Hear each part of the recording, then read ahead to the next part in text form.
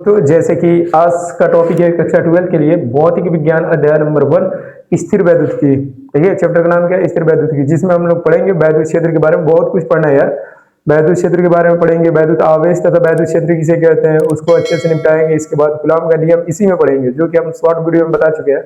आज पूरा कंप्लीटली मतलब इसको ये अध्याय का हम स्टार्ट करेंगे और तकरीबन 1 से 2 क्लास में इस चैप्टर को हम खत्म करेंगे जल्द से जल्द। ठीक है, पूरा डिफिनेशन सहित। ठीक, तो आप लोग बने रहिएगा, जितना ड्यूरेशन रहेगा सब XYZ करके खत्म करेंगे। आज से ये क्लास कंटिन्यू रहेगा। ओके, तो आप लोग बने रहें। स्टार्ट करते हैं। सबसे पहला हेडिंग आप बनाइएगा। पहला हेडिंग है विद्युत आवेश, आवेश तथा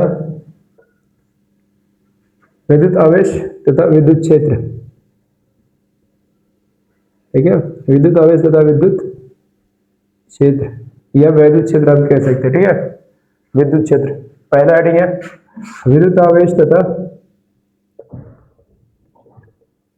विद्युत आवेश या वैद्युत आवेश तथा विद्युत क्षेत्र किसे कहते हैं। सबसे पहली बात इसमें आवेश आया, आवेश किसे कहते हैं। तो सबसे पहली बात आप हेडिंग बना के इसमें लिखिएगा। सबसे पहली बात विद्युत आवेश। ठीक है, विद्युत आवेश या वैद्युत आवेश भी कह सकते हैं इसको। ठीक है, विद्युत या वैद्युत आवेश।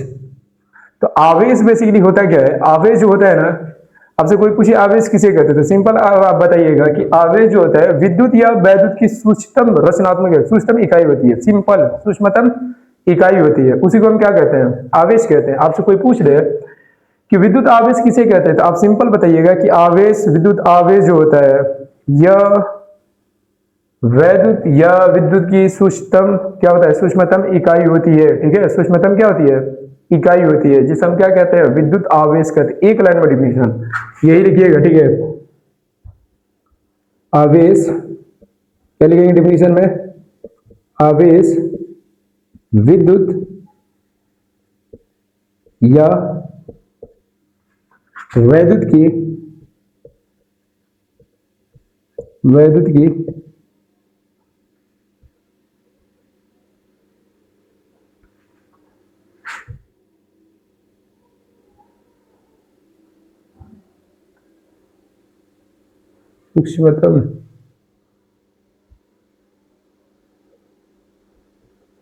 सूक्ष्मतम इकाई होती है।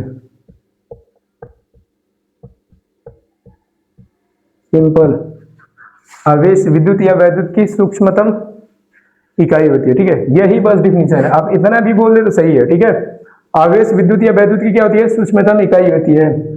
आप लोग आगे भी लिख सकते हैं कि आवेश किसी पदार्थ को, ठीक है, आवेश किसी पदार्थ को, आवेश किसी पदार्थ को विद्युतमय बना देता है, विद्युतमय बना देता है, आवेश किसी पदार्थ को क्या बनाता है? तो आवेश किसी पदार्थ को विद्युतमय बना देता है। विद्युतमय बना देता है मतलब क्या? किसी भी पदार्थ में विद्युत, यदि किसी पदार्थ से यदि आवेश क्या हो रहा है? प्रवाह हो रहा है, तो समझ जाए ना कि उसमें वैद्युत धारा क्या हो रही है? बह रही है। तो इसी को कह रहे हैं कि आवेश किसी पदार्थ को क्या बना देता है भाई? विद्युतमय बना देता है। तो आपसे कोई भी पूछे विद्युत आवेश या वैद्युत आवेश किसे कहते हैं तो आप सिंपल बोलिएगा कि आवेश विद्युत या वैद्युत की सूक्ष्मतम इकाई होती है। डिफिनेशन यही है। और आवेश किसी पदार्थ को क्या कर देता है भाई? विद्युतमय बना देता है। तो इतना प्रॉपर लिखिएगा। ठीक है, अब आगे चलते हैं। आवेश को हम किससे डिनोट करते हैं? विद्युत आवेश या आवेश। ठीक है, हम कहते हैं आवेश, आवेश को, ओके, याद रखना, आवेश को क्यू से डिनोट करते हैं। किससे डिनोट करते हैं? क्यू से डिनोट करते हैं, क्यू से लिखते हैं, कर सकते हैं, क्यू से लिखते हैं। ये बात हमेशा याद रखना। आवेश को कोई पूछे किससे लिखते हैं तो क्यू से लिखते हैं। आप स्मॉल क्यू या कैपिटल क्यू लिख सकते हैं। क्यू जो होता है भाई आवेश ही होता है। ठीक है, आगे चले। नेक्स्ट नोट में आप लिख लीजिएगा, आवेश जो होता है ना भाई, आवेश का सूत्र जो होता है, आवेश का सूत्र वो होता है क्या? आवेश बराबर, ठीक है, आवेश बराबर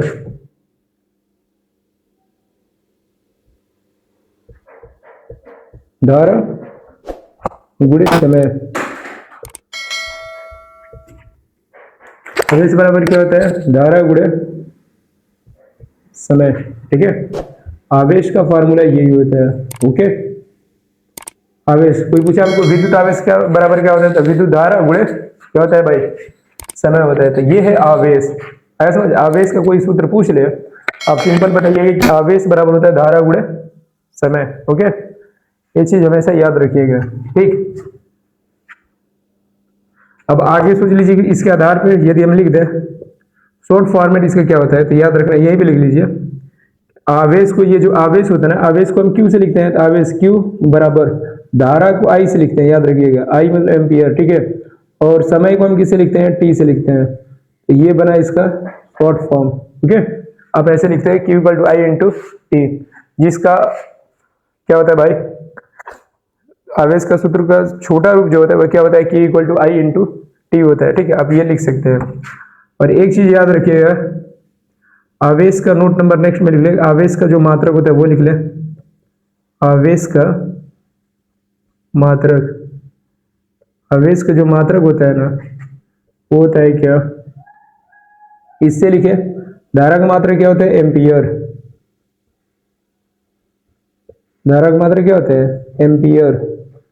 फिर इसके बाद into second, ampere into second. ठीक है, आवेश का मात्रक क्या होता है?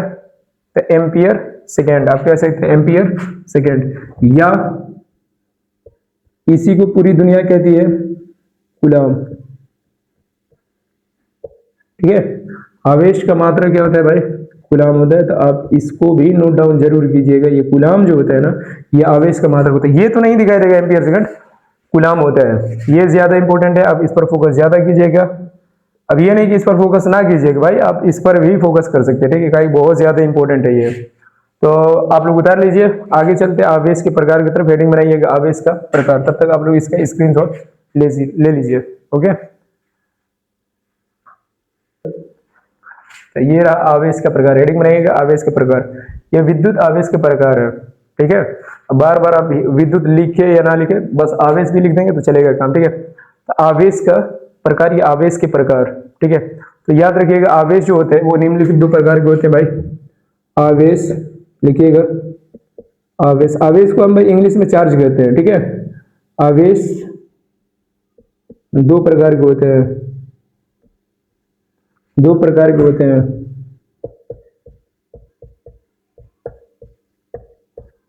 आवेश कितने प्रकार के होते हैं?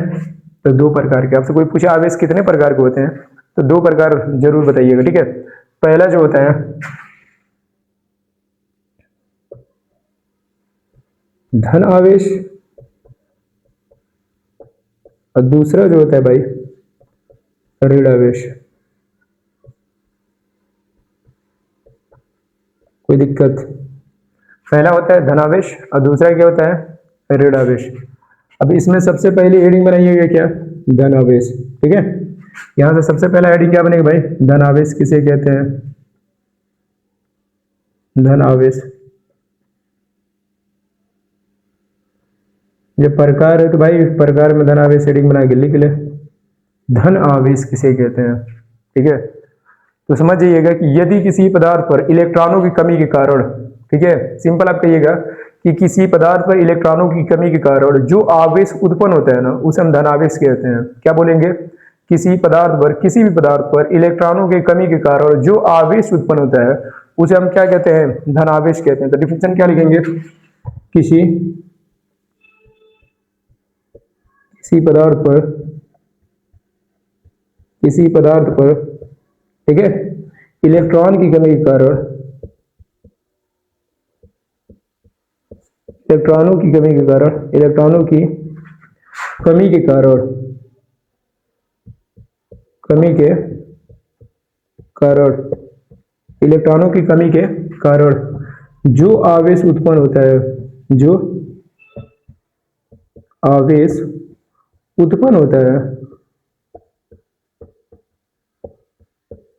जो आवेश उत्पन्न होता है उसे धन आवेश कहते हैं। क्या कहते हैं? धन आवेश कहते हैं। ये चीज याद रखिएगा, ठीक है। कोई भी पूछे किसी पदार्थ पर इलेक्ट्रॉनों की कमी के कारण जो आवेश उत्पन्न होते हैं उसे हम क्या कहते हैं? धन आवेश कहते हैं। और धन आवेश को हमेशा एक चीज याद रखिएगा कि धन आवेश को,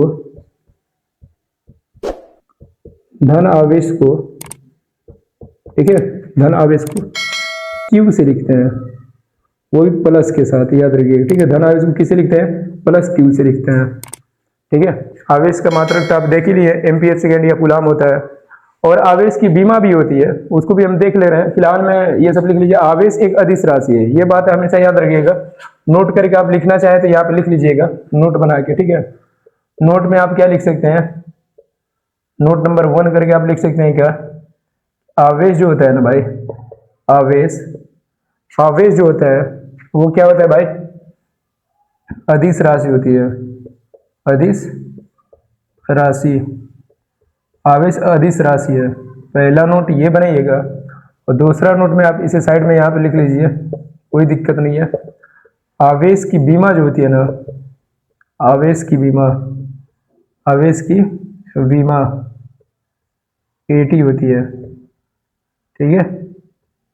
आवेश की बीमा क्या होती है? AT होती है। ये बताएंगे सब। बीमा चैप्टर जब हम क्लास 11th में भाई आप पढ़ के आए हैं बीमा, ठीक है। बीमा क्या होता है कि किसी भी भौतिक राशि को घात के रूप में लिख देना ही क्या कहलाता है? बीमा कहलाता है। तो बीमा, आवेश की बीमा क्या होती है? हमेशा याद रखना AT होता है, ठीक है, याद रखना ये चीजें। तो धन आवेश तो समझ में आया, धन आवेश को प्लस क्यू से लिखते हैं, ठीक है। नेक्स्ट हेडिंग बना ले क्या? ऋण आवेश। आपसे कोई पूछते कि ऋण आवेश किसे कहते हैं, यहीं पे जस्ट हेडिंग बना के लिख ले उसे भी, ऋण आवेश।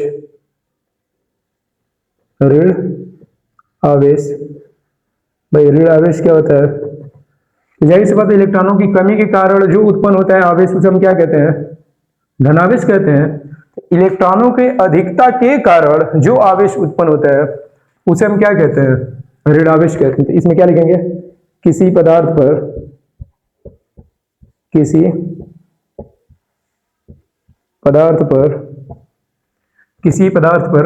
इलेक्ट्रॉन की अधिकता के कारण, ठीक है, इलेक्ट्रॉनों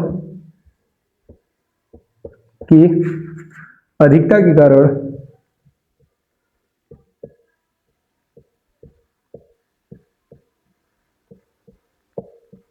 किसी पदार्थ में इलेक्ट्रॉनों की अधिकता के कारण जो आवेश उत्पन्न होता है, जो आवेश उत्पन्न होता है, जो आवेश उत्पन्न होता है उसे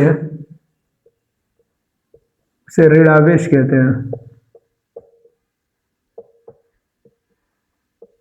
ऋण आवेश कहते हैं, उसे ऋण आवेश कहते हैं, ठीक है। अच्छा, ऋण आवेश को कैसे लिखते हैं? तो ऋण आवेश जो होते हैं ना भाई,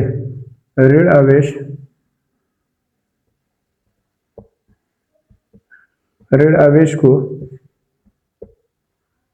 माइनस क्यू से, ठीक है, याद रखना, माइनस क्यू से लिखते हैं। ऋण आवेश को किससे लिखते हैं? माइनस क्यू से लिखते हैं। आप लोग अच्छे से स्क्रीनशॉट ले लीजिए, इसके बाद आगे चलते हैं। आवेश कैसे उत्पन्न होता है या आवेश का क्वांटीकरण क्या होता है, अच्छे से पढ़ेंगे। आप लोग स्क्रीनशॉट ले लीजिए, ओके। नेक्स्ट भाई अपना टॉपिक क्या है? आवेश कैसे उत्पन्न होते हैं, ठीक है। अब से यदि कोई पूछ दे कि आवेश कैसे उत्पन्न होते हैं, ठीक है, कैसे उत्पन्न होते हैं,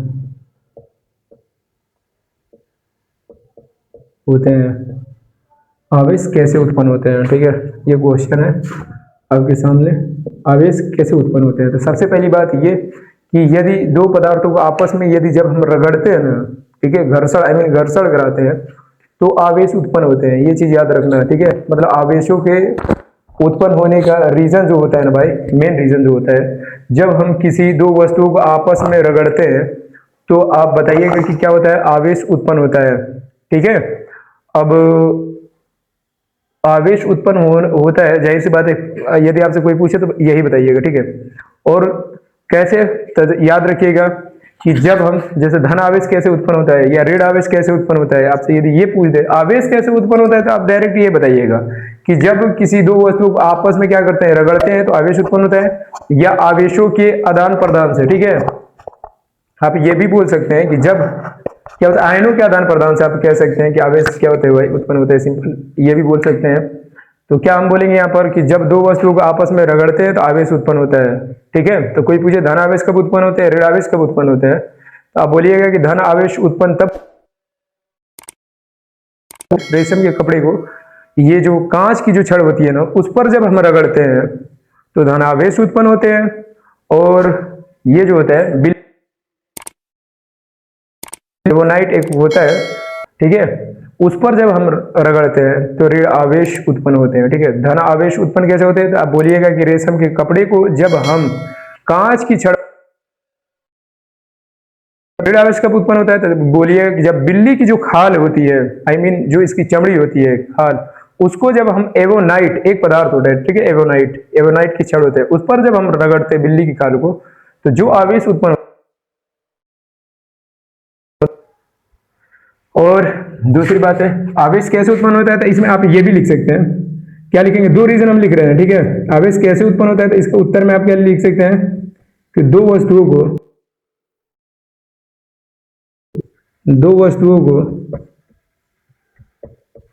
आपस में रगड़ते हैं। ठीक है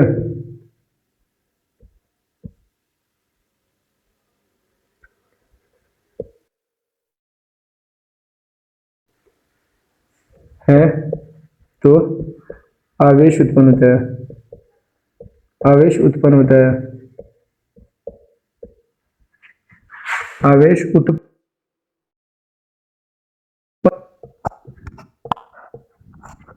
ठीक, सिंपल बोलेंगे रगड़ते हैं तो जब दो वस्तुओं को आपस में रगड़ते हैं तो आवेश उत्पन्न होता है।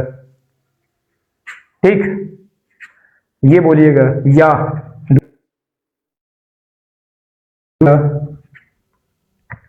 इलेक्ट्रॉनों के आदान प्रदान से। ठीक है, इलेक्ट्रॉनों के आदान प्रदान से, इलेक्ट्रॉनों के आदान प्रदान से, इलेक्ट्रॉनों के आदान प्रदान से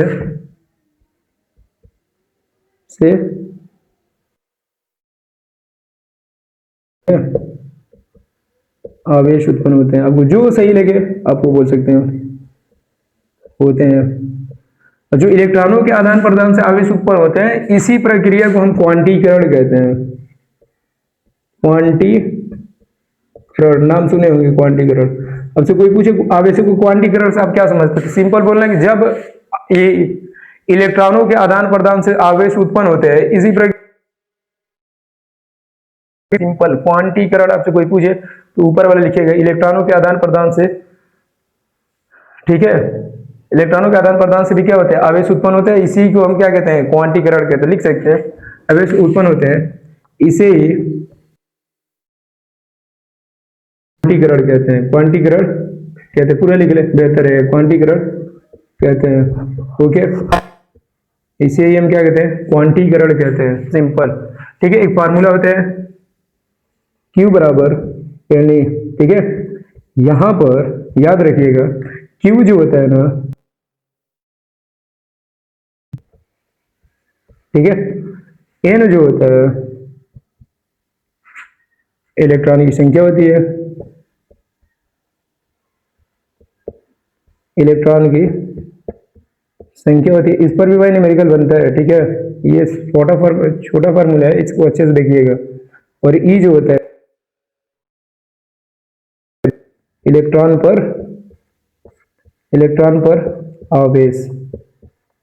ओके, ये क्या होता है, इलेक्ट्रॉन पर आवेश।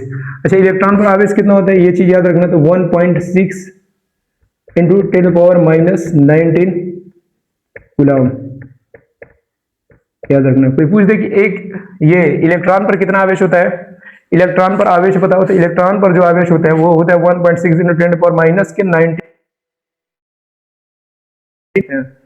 तो ये है भाई आपका नेक्स्ट वाला, ठीक है, टॉपिक। आवेश कैसे उत्पन्न होता है, तो आप सिंपल बोलिए कि दो वस्तुओं को आपस में रगड़ते हैं तो आवेश उत्पन्न होता है, या इलेक्ट्रॉनों के आदान प्रदान से भी क्या होते हैं, आवेश उत्पन्न होता है। इसी को हम क्या कहते हैं, आवेशों का क्वांटीकरण कहते हैं। फार्मूला यहाँ पर बनता है Q बराबर NI, जहां पर Q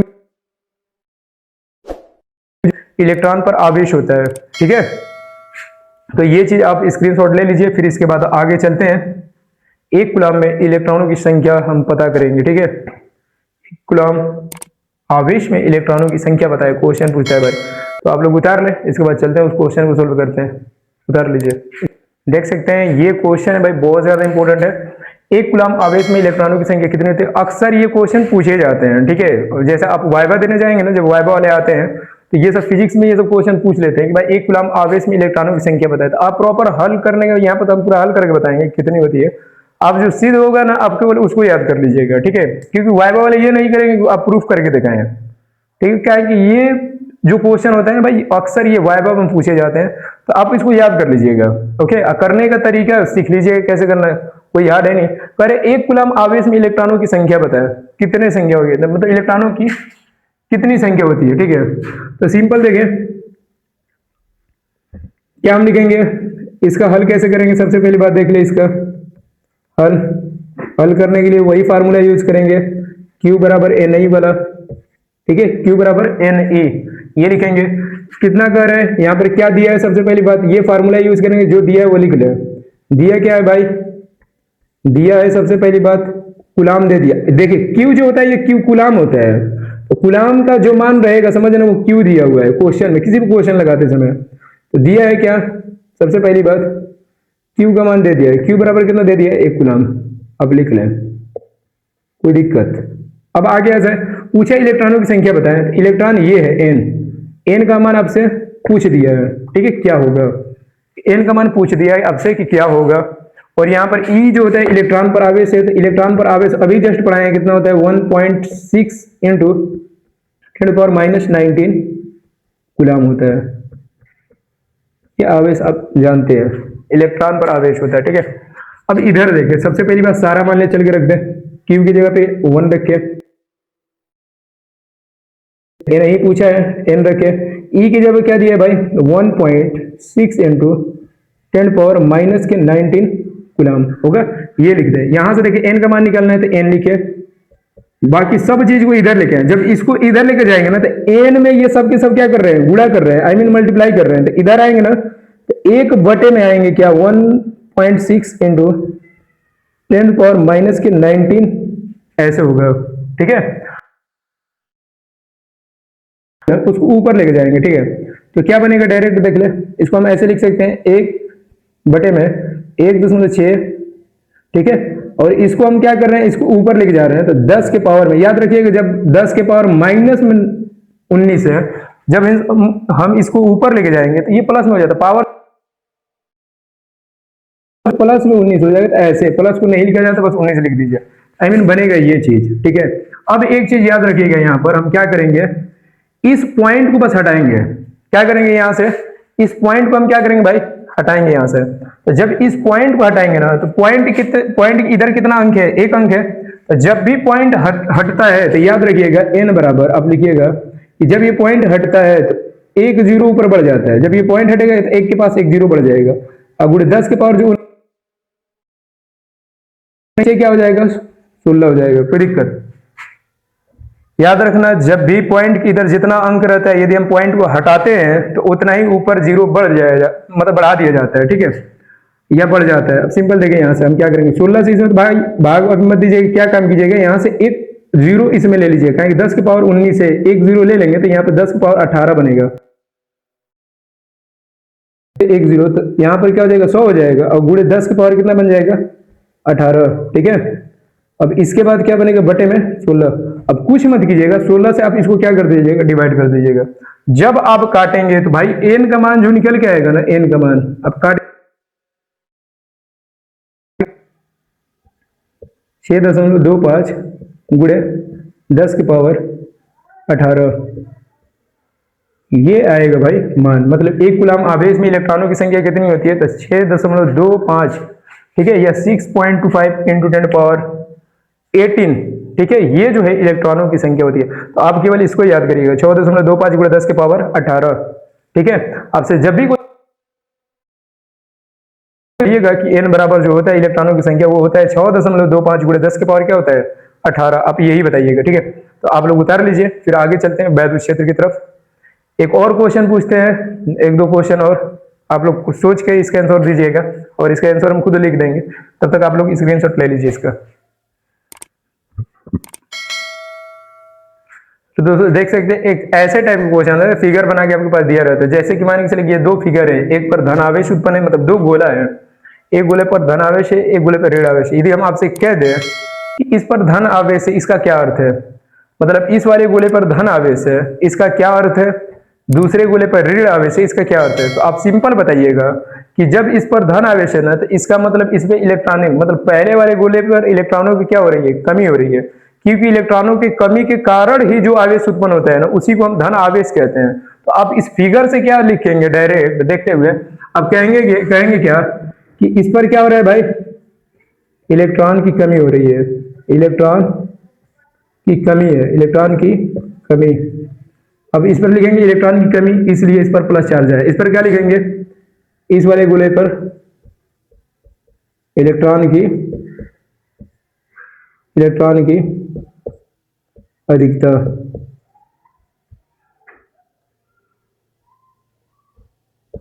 तो सिंपल यही इसका आंसर है। आपसे कोई पूछ दे कि यदि किसी पदार्थ पर खल से धन आवेश है, इसका क्या अर्थ है, तो आप सिंपल कहिएगा कि सर यदि उस पदार्थ पर, यदि किसी पदार्थ पर केवल धन आवेश है, इसका अर्थ सिंपल ये है कि उस पदार्थ पर इलेक्ट्रॉनों की कमी हो चुकी है, जिसके कारण इस पर धन आवेश उत्पन्न हुआ है। और किसी पदार्थ पर ऋण आवेश है, इसका मतलब ये है कि उस पदार्थ पर इलेक्ट्रॉनों की अधिकता का अर्थ होता है कि उस पर इलेक्ट्रॉन जा चुके हैं। याद रखना, इलेक्ट्रॉन जो होते हैं वो माइनस में होते हैं, जिस पर जाते हैं भाई उसको माइनस बना देते हैं, याद रखना, ठीक है। तो इस पर इलेक्ट्रॉनों की अधिकता है, इसलिए माइनस गोला वाला है, और ये प्लस गोला मत समझ लीजिए खतरनाक, जो अगले गोले से हम लोग आए हैं, हम लोग पृथ्वी वाले हैं तो वो गोला मत समझिएगा, अच्छे से देख ले, उतार लीजिए।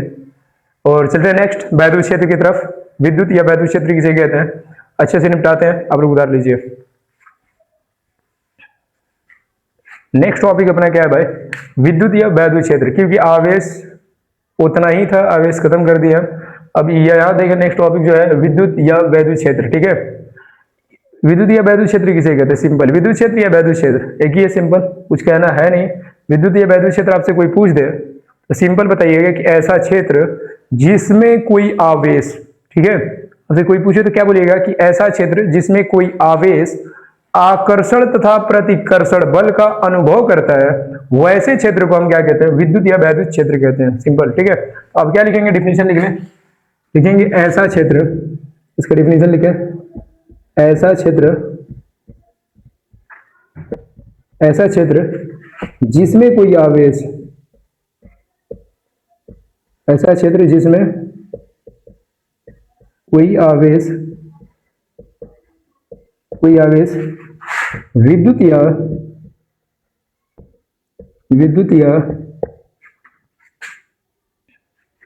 ऐसा सिंपल, ऐसा क्षेत्र जिसमें कोई आवेश, विद्युत है, ऐसा क्षेत्र जिसमें कोई आवेश आकर्षण, सॉरी आकर्षण होगा, ठीक है, आकर्षण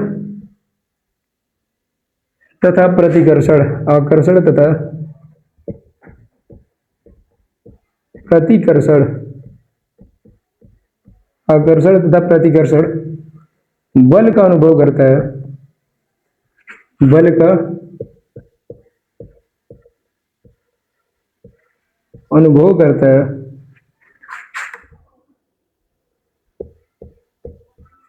है, उसे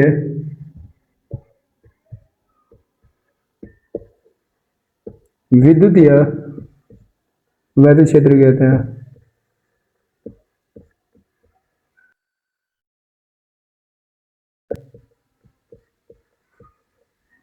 विद्युत या वैद्युत क्षेत्र कहते हैं, सिंपल, ओके। आपसे कोई पूछे कि विद्युत या वैद्युत क्षेत्र किसे कहते हैं, तो आप सिंपल बोलिएगा कि ऐसा क्षेत्र जिसमें कोई अनुभव करता है, ठीक है, अनुभव करता है, उसे हम क्या कहते हैं भाई, विद्युत या वैद्युत क्षेत्र कहते हैं, ठीक है। नेक्स्ट अपना टॉपिक है भाई, उसे भी लिख ले, दो छोटे छोटे टॉपिक, एक का नाम जो है भाई बहुत खतरनाक नाम है भाई, युग्म उत्पादन, युग्म उत्पादन किसे कहते हैं? ठीक है, नेक्स्ट टॉपिक का नाम है क्या? युग्म उत्पादन।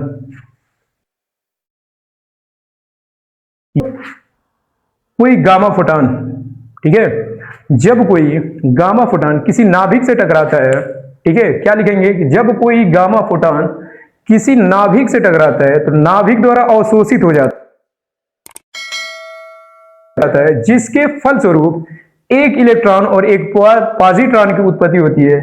उसी फिनोमिना को, आई मीन प्रक्रिया को हम युग्म उत्पादन कहते हैं, युग्म उत्पादन कहते हैं। ठीक है, तो अब क्या लिखेंगे इसका डेफिनेशन कि जब, डेफिनेशन लिख लो भाई, बहुत इंपॉर्टेंट डेफिनेशन है। ठीक है, जब आवेश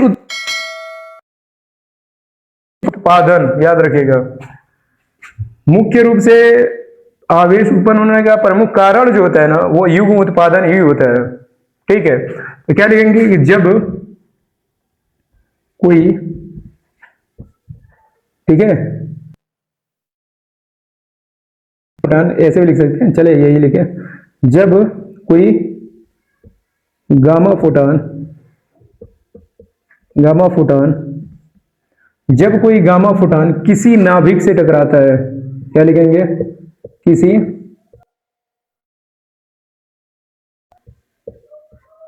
नाभिक से टकराता है,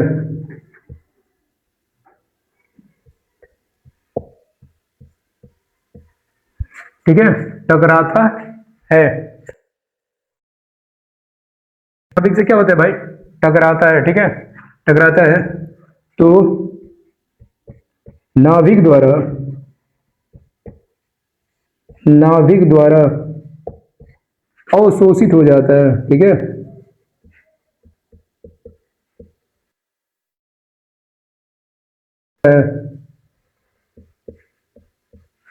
अवशोषित हो जाता है, जिसके फलस्वरूप, ये पूरा लिखिएगा भाई, ठीक है, जिसके फलस्वरूप, जिसके फलस्वरूप एक इलेक्ट्रॉन, एक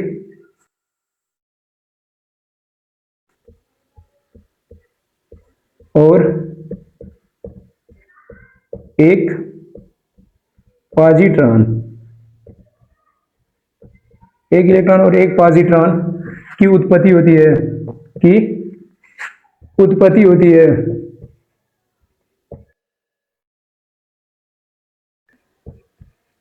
उत्पत्ति होती है, उसे ही हम क्या कहते हैं भाई?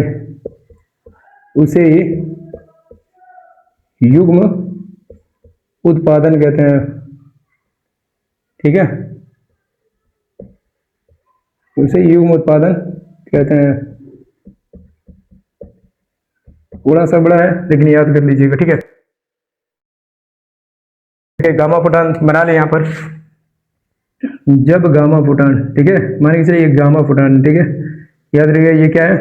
गामा फोटॉन, ये फोटॉन है भाई। ठीक है, तो जब गामा फोटॉन किसी टकराया तो इसमें क्या होता है भाई? एक इलेक्ट्रॉन, इलेक्ट्रॉन को हमेशा -1 बीटा से लिखते हैं भाई। ठीक है, और एक पॉजिट्रॉन तो +1 बीटा से लिख ले। ये जो है इलेक्ट्रॉन है माइनस के साथ इलेक्ट्रॉन, और ये होता है, क्या होता है? और एक इलेक्ट्रॉन और एक पॉजिट्रॉन की क्या होती है? उत्पत्ति होती है।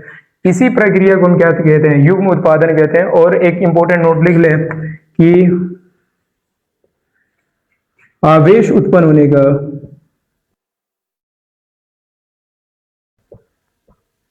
उत्पन्न होने का, आवेश उत्पन्न होने का मुख्य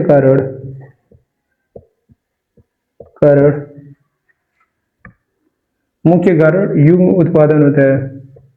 युग्म,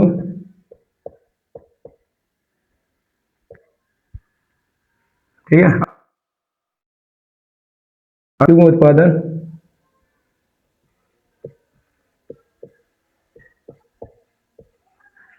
ठीक है, ये मेन रीजन है भाई। ठीक है, प्रॉपर तरीके से आप लोग अच्छे से लिख लीजिए और स्क्रीनशॉट ले लीजिए। फिर आगे चलते हैं युग्म विन्यास की तरफ। नेक्स्ट वीडियो बनाया जाएगा जिसमें आखिरी टॉपिक नहीं और दो तीन मतलब ये थी, क्या करेंगे, टॉपिक को कंप्लीट करेंगे। इसके बाद नेक्स्ट जो आएगा उसमें केवल डेरिवेशन है, उसको हम प्रूव करेंगे। एक या दो वीडियो में मतलब कंप्लीट होगा, क्योंकि भाई स्थिर वैद्युत की इतना छोटा चैप्टर है नहीं, बहुत बड़ा है, तो उतार लीजिए। और एक टॉपिक है उसको पढ़ाएंगे, इसके बाद वीडियो को बंद करेंगे। ठीक है, आप लोग स्क्रीनशॉट ले लीजिए। तो भाई ये रहा अपना नेक्स्ट टॉपिक जिसका नाम है युग्म विनाश। ठीक है, युग्म विनाश, विनाश का अर्थ आप समझ ही रहे हैं। विनाश का अर्थ होता है कि भाई विनाश हो जाना। ठीक है, कि जब दो कोई पदार्थ आपस में टकराते हैं तो भाई जाहिर सी बात है उनको क्षति पहुंचती है, और ये एक दूसरे को क्या हो जाते हैं भाई, विनाश कर देते हैं। तो इसमें ही सेम वही रोल है। युग्म विनाश किसे कहते हैं? युग्म विनाश का अर्थ होता है कि भाई जब कोई चीज किसी दूसरे पदार्थ से टकरा जाए और टूट फूट जाए, मतलब इसकी हालत क्या हो जाए, हद से ज्यादा बदतर हो जाए, तो उसी को हम क्या कहते हैं? विनाश कहते हैं। ठीक है, विनाश, विनाश, युग्म विनाश कहते हैं। ठीक है, इसमें क्या होगा भाई, युग्म विनाश में क्या होता है कि जब एक इलेक्ट्रॉन और एक पॉजिट्रॉन, इसमें टक्कर क्या होता है, तो सिंपल समझिएगा कि जब एक इलेक्ट्रॉन व एक पॉजिट्रॉन, ठीक है, क्या लिखेंगे कि जब एक इलेक्ट्रॉन व एक पॉजिट्रॉन, अभी जस्ट इलेक्ट्रॉन और पॉजिट्रॉन बने थे, कब बने थे कि जब युग्म ये गामा फोटॉन नाभिक से टकरा रहा था, नहीं, ये नाभिक से टकरा रहा था, तो ये क्या हो जा रहा था, नाभिक द्वारा अवशोषित हो जा रहा था, मतलब नाभिक उसको अपने आप में समा ले रहा था। ठीक है, और समा कर दो प्रकार के पदार्थ का निर्माण कर रहा था, जिसका नाम था एक इलेक्ट्रॉन और दूसरे का नाम एक पॉजिट्रॉन था, मतलब उसकी उत्पत्ति करा रहा था। यहां पर क्या है, युग्म विन्यास में क्या होता है कि वही जब एक इलेक्ट्रॉन और एक पॉजिट्रॉन आपस में मिलते हैं ना, ठीक है, तो क्या लिखेंगे इसका डिफिनीशन कि जब एक इलेक्ट्रॉन, ठीक है, ऐसे लिखते हैं, एक इलेक्ट्रॉन, जब एक इलेक्ट्रॉन और एक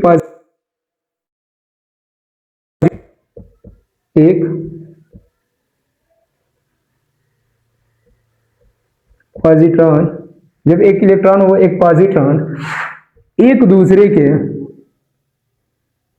ठीक है, एक दूसरे के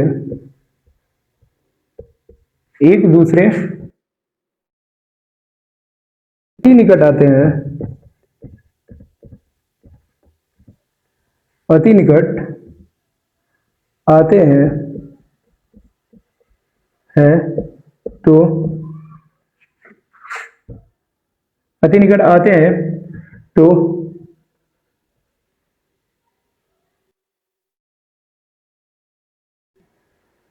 विनाश होता है। ठीक है,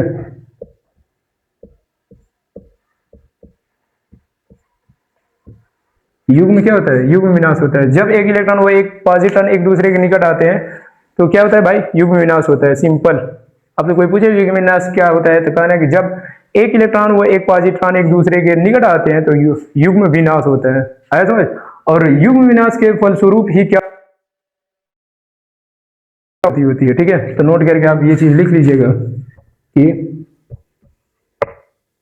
एक दूसरे के निकट होते हैं तो क्या कर देते हैं भाई, विनाश कर लेते हैं, जिसके फलस्वरूप युग्म विनाश, इसी को हम क्या कहते हैं, युग्म विनाशी कहते हैं। अति निकट आते हैं तो युग्म विनाश होता है। ठीक है, सिंपल बताइएगा। युग्म विनाश का मतलब ये होता है कि जब आपस में निपटेंगे तो भाई इनका विनाश होगा, और विनाश होने के फलस्वरूप गामा फोटॉन की उत्पत्ति होती है। सिंपल, आप यहाँ पे क्या लिखेंगे कि युग्म विनाश के फलस्वरूप, युग्म विनाश के फलस्वरूप, ठीक है, युग्म विनाश के फलस्वरूप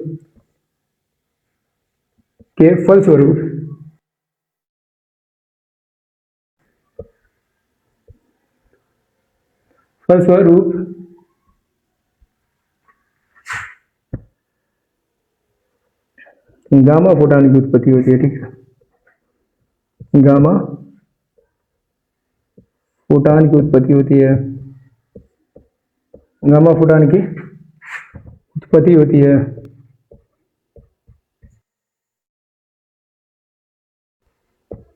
गामा फोटॉन की क्या होती है भाई, उत्पत्ति होती है। सिंपल, ये बात लिखना।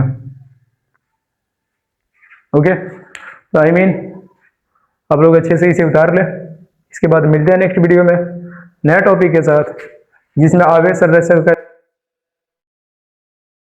की तीव्रता पढ़ेंगे, विद्युत क्षेत्र की तीव्रता पढ़ेंगे, इसके बाद उसका फार्मूला, इसका डायमेंशन, आई मीन बीमा और बिंदु आवेश के कारण विद्युत क्षेत्र, ये सब चीज पढ़ेंगे XYZ। इसके बाद पहला चैप्टर को हम खत्म करने की कोशिश करेंगे 1 से 2 या 3 वीडियो में, ठीक है।